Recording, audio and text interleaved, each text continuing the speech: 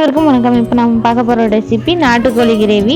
Oil ஊற்றி heat ஆனதும் பட்டை, கிராம்பு, சோம்பு, ஏலக்காய், பிரியாணி இலை போட்டு பொரிஞ்சு வந்ததும் வெங்காயம், பச்சை மிளகாய், கருவேப்பிலை போட்டு வதங்கினதும் தக்காளி, உப்பு ஆட் பண்ணி நல்லா வேக விட்டுடலாம். தக்காளி நல்லா மசிய வெந்து வந்ததும் இஞ்சி பூண்டு பேஸ்ட் ஆட் பண்ணி மிக்ஸ் பண்ணி கொடுத்துக்கலாம். பச்சை வாசம் போனதும் மஞ்சள் தூள், மிளகாய் தூள், கரம் மசாலா, தனியாத்தூள், சீரகத்தூள் ஆட் பண்ணி எண்ணெயில் நல்லா வதங்கினதும் நம்ம க்ளீன் பண்ணி வச்சுருந்த சிக்கனை ஆட் பண்ணி மிக்ஸ் பண்ணி கொடுத்துக்கலாம்.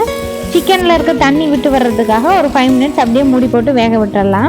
5 நிமிஷம் கழித்து தேவையான அளவு தண்ணி ஆட் பண்ணி உப்பு போட்டு சிக்கன் நல்லா வேக விட்டுடலாம். சிக்கன் வேகிற கேப்பில் ஒரு கைப்பிடி அளவுக்கு தேங்காய், ஜீரகம், சோம்பு, முந்திரி ஆட் பண்ணி நல்லா பேஸ்ட்டாக அரைச்சி எடுத்துகிட்டு வந்து வச்சுக்கலாம். சிக்கன் இப்போ நல்லா வெந்து வந்துடுச்சு. அரைச்சி வச்சுருந்த தேங்காய் பேஸ்ட் ஆட் பண்ணி நல்லா கொதிக்க விட்டுடலாம். நல்லா கொதிச்சு வந்ததும் கருவேப்பிலை தூவி இறக்கிட்டோம்னா ரெடி. இதே மாதிரி செஞ்சு பார்த்துட்டு எப்படி இருந்ததுன்னு கமெண்ட்டில் சொல்லுங்கள். தேங்க்ஸ் ஃபார் வாட்சிங்.